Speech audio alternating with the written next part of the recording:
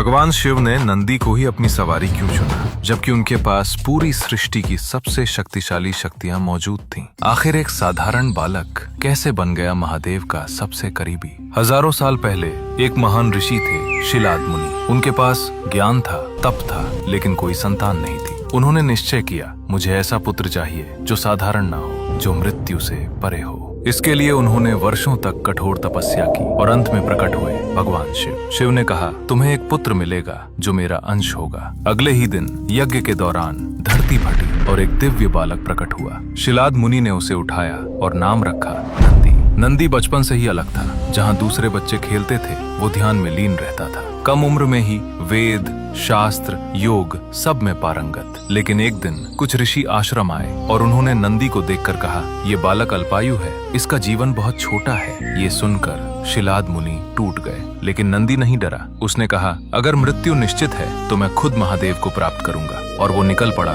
हिमालय की कठोर तपस्या के लिए। सालों तक ठंडी हवाएं, बर्फ, तूफान और सिर्फ एक मंत्र, ओम नमः शिवाय। आखिरकार शिव प्रकट हुए। उन्होंने पूछा, क्या चाहते हो? नंदी ने कहा, मुझे अमरता नहीं चाहिए, मुझे बस आपकी सेवा चाहिए। मैं हमेशा आपके पास रहना चाहता हूँ। यही भक्ति उसे सबसे अलग बनाती है। शिव प्रसन्न हुए और बोले, आज से तुम मेरे गणों के प्रमुख हो, तुम कैलाश के द्वारपाल हो और तुम मेरे सबसे प्रिय, सबसे निकट हो। फिर शिव ने अपना त्रिशूल उठाया और एक दिव्य प्रकाश में नंदी का शरीर बदल गया। वो बन गया एक विशाल, अजय, दिव्य बैल। उसी क्षण नंदी बना भगवान शिव की सवारी। लेकिन उसकी परीक्षा यहीं खत्म नहीं हुई। जब समुद्र मंथन में हलाहल विष निकला, जहाँ देवता भी डर गए, वहीं नंदी आगे बढ़ा और उस विष की बूंदों को अपनी जीभ से रोक लिया। उसे कुछ नहीं हुआ, क्योंकि नंदी सिर्फ वाहन नहीं था, वो शिव की भक्ति और शक्ति का प्रतीक था। इसीलिए शिव ने उसे चुना, शक्ति के लिए नहीं, भक्ति के लिए। और इसलिए आज भी नंदी के कान में बोली गई हर प्रार्थना सीधे शिव तक पहुंचती है।